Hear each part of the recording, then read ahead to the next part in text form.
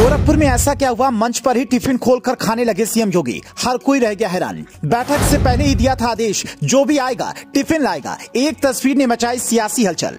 रवि किशन के हाथ में प्लेट और करोड़पति नेताओं के हाथ में 100 रुपए वाली टिफिन का संदेश बड़ा है।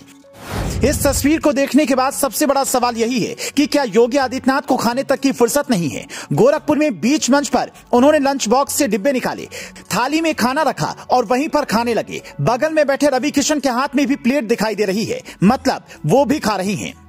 मंच पर बैठे सारे नेताओं के हाथ में टिफिन है। ऐसे में एक सवाल यह है कि क्या यह टिफिन पर चर्चा कार्यक्रम है। जैसे मोदी ने चाय पर चर्चा कार्यक्रम चलाया, वैसे ही योगी ने अब 2024 चुनाव से पहले क्या इस तरह का प्रोग्राम लॉन्च किया है। क्योंकि जब आप इस तस्वीर को गौर से देखेंगे तो ऊपर लिखा है वरिष्ठ कार्यकर्ता बैठक, जिसमें 300 से ज्यादा बीजेपी के छोटे बड़े नेता पहुंचे थे। इनमें से कई नेता लाखों की कार से उतरे होंगे, इनके पास करोड़ों की संपत्ति होगी, लेकिन हाथ में 100 से 500 रुपए वाला टिफिन है। खास बात यह है कि इन्हें बैठक में पहुंचने से पहले ही सीएम योगी ने कह दिया था कि अपना अपना लंच बॉक्स जरूर लेकर आएं।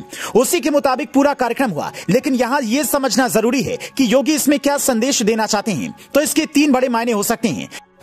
पहला, जैसे हर कामगार व्यक्ति लंच लेकर ऑफिस में जाता है, वैसे ही योगी ने यह संदेश दिया कि बीजेपी कामगारों और मजदूरों का हित सोचती है। इसीलिए पार्टी के पास करोड़ों का फंड होने के बावजूद भी अपने नेताओं को वो लंच बॉक्स लेकर आने के लिए कहती है। दूसरा, सीएम योगी की छवि बुलडोजर वाली है। कई बार सवाल उठे कि गरीबों के घर पर भी बुलडोजर चले। ऐसे में यह संदेश देने की कोशिश हो सकती है कि पार्टी गरीबों का हित सोचती है। हो सकता है टिफिन पर चर्चा के बाद सीएम योगी गरीबों के लिए कोई बड़ा ऐलान भी कर दें, जिसका असर चुनाव पर भी पड़ेगा। तीसरा, 2014 और 2019 के लिए बीजेपी को जीतने का प्लान मोदी ने बनाया। अब 2024 में हो सकता है योगी को प्लान और नए आइडियाज देने की जिम्मेदारी मिली हो, क्योंकि कई दिग्गज ये दावा करते हैं कि मोदी के उत्तराधिकारी योगी होंगे। इसीलिए अभी से ही वो मोदी की राह पर चल पड़े हैं। जो विपक्ष ये कह रहा है कि बीजेपी सिर्फ मोदी की पार्टी है, उन्हें करारा जवाब देने की कोशिश की हो। हालांकि एक सवाल यहां आपके दिमाग में यह भी आया होगा कि विपक्ष पर इसका क्या असर पड़ेगा। तो आपने देखा होगा कि राहुल गांधी क्लब जाते हैं, मायावती अपने लिए मूर्तियां बनवाती हैं, अखिलेश यादव की सरकार पर भ्रष्टाचार के आरोप लगते हैं, पर योगी हमेशा फिजूल खर्ची रोकने के लिए जाने जाते हैं। और यही उन्होंने पार्टी को भी संदेश दिया कि बैठक में चाय नाश्ते पर हजारों या लाखों खर्च करने की बजाय लोग अपने घर से लेकर आए, तो इसमें न सिर्फ लोगों के बीच एक अच्छा मैसेज जाएगा, बल्कि पार्टी की छवि भी अच्छी होगी।